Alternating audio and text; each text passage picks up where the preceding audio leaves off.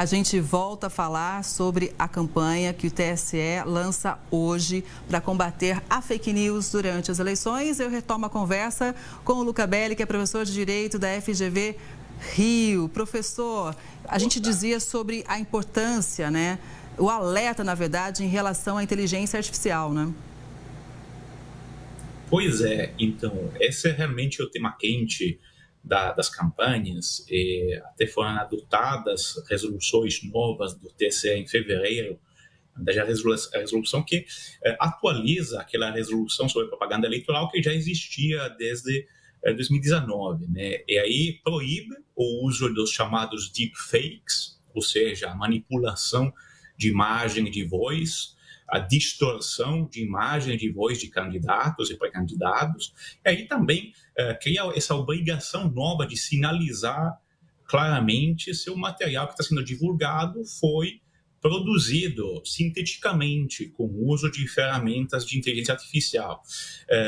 Porém, o problema, digamos, é que essas regras novas se aplicam somente para candidatos, pré-candidatos, partidos e coligações. Então, na verdade, não conseguem enxergar uma parte bem considerável da desinformação, que não é a desinformação oficial, digamos, mas é basicamente aquela desinformação sob encomenda, digamos, que é efetuada por várias entidades que atuam nessa área como realmente franquias que divulgam desinformação. Então, infelizmente, essa nova resolução do TSE não consegue limitar esse tipo de desinformação, e por isso que uma campanha é muito útil para despertar, digamos, o interesse do cidadão, da cidadania, para entender, ser um pouco mais críticos, digamos, entender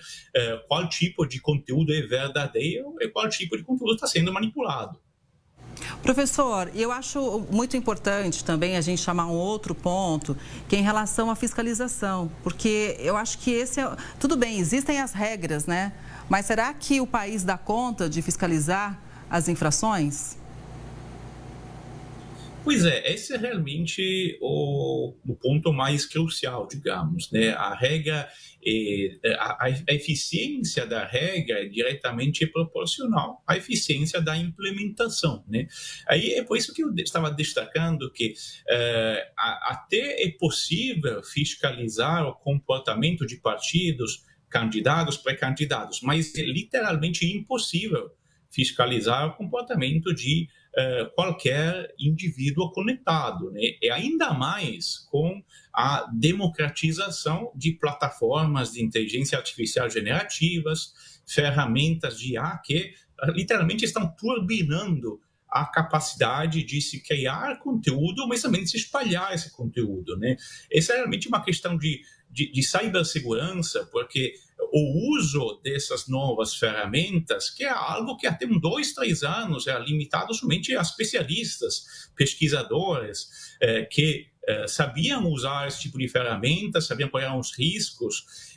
Agora está sendo realmente democratizado, que de certa forma pode ajudar, mas de outra forma amplia enormemente a possibilidade, os riscos, a possibilidade de ataques, a possibilidade de ser usada essa tecnologia justamente para finalidades extremamente nefastas, né? Estamos falando realmente de manipulação da rigidez do processo eleitoral, é realmente algo de bem preocupante. Por isso que eu acho que apostar na regulação é essencial, mas apostar na educação, nas campanhas, como está fazendo o TSE, é também uma componente essencial dessa conversa. Uhum. Agora, professor, eu acho que nós, enquanto eleitores, né, eu tenho a sensação que fica difícil da gente identificar, né, não entendendo muito de tecnologia, quando um material é fake, né, porque a inteligência artificial dificultou realmente a gente conseguir identificar logo de cara, né?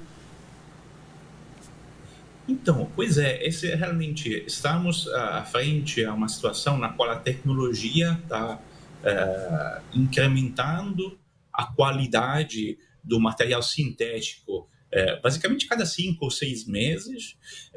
E, do outro lado, precisamos também entender que a maioria das pessoas no Brasil, como na maioria dos países do sul global, eles não têm realmente uma conexão à internet. Eles são principalmente conectados às redes sociais, né?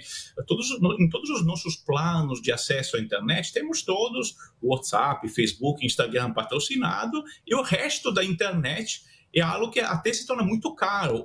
Qual é a perversão desse sistema econômico de patrocínios de aplicativos e de redes sociais? É que a enorme maioria da população, que é a parte mais pobre, mas basicamente 80% das pessoas conectadas, eles têm acesso somente às redes sociais, que são os canais principais onde se espalham a desinformação. Então, estamos numa situação na qual, apesar da regulação correr atrás dos problemas, a situação que a gente tem em termos de infraestruturas, de acesso à internet, de plataformas, realmente torna essa situação basicamente uma bomba relógio, porque a maioria das pessoas que são chamadas a ir votar daqui a 2 meses, eles passam o seu tempo principalmente conectados não à internet, a um ambiente com uma diversidade de informações e a capacidade também de controlar se as informações são verdadeiras ou não, né? O famoso fact-checking, a checagem de fatos. Se você tiver acesso somente às redes sociais, e o acesso à internet foi muito caro, é basicamente impossível fazer a checagem. Você fica preso nas principais plataformas que espalham mentiras. Agora, professor, eu acho que esse é um desafio não só do Brasil, né? É um desafio global, tudo é muito novo. E o fato é que alguns países já adotaram algumas regras, mas é um desafio que, infelizmente, não é só nosso. Claramente, esse é um desafio que todos os países enfrentam. Como eu destaquei antes, eu acho que realmente os países, digamos, que têm um desenvolvimento tecnológico e normativo um pouco mais atrasado, aí estão numa situação pior possível, né? Porque países europeus já regulamentaram a inteligência artificial, de certa forma, e também proibiram essas práticas de patrocínio de aplicativos, né? Coisa que na verdade, seria muito viável aqui no Brasil também, porque aqui no Brasil faz uma década que existe o Marco Civil da Internet, cujo artigo 9º proíbe, se for interpretado literalmente, esse tipo de patrocínio de aplicativos, né? Então, na verdade, eu acho que, de certa forma, o Brasil tem um pequeno atraso normativo, mas também precisamos entender, usar melhor o que já temos, né? Eu acho que não precisamos necessariamente estar numa situação de síndrome de vira-lata, achando que o Brasil necessariamente está atrás dos outros. É realmente uma necessidade de implementar, de fazer um melhor uso até das leis que já temos, porque a situação realmente precisa de medidas que sejam bem estruturadas e que não necessariamente ver o problema como a chegada da inteligência artificial, mas ver o problema como o tipo de infraestruturas e de maneira com a qual nós nos relacionamos à tecnologia, que foi algo que não necessariamente foi a maneira mais sustentável construída ao longo dos últimos 10 anos e que ainda temos a possibilidade de alterar. Exatamente, a gente vai seguir acompanhando. Professor, foi muito bom te ouvir, contar com a sua análise. Uma boa tarde, até a próxima. Muito obrigado, boa tarde.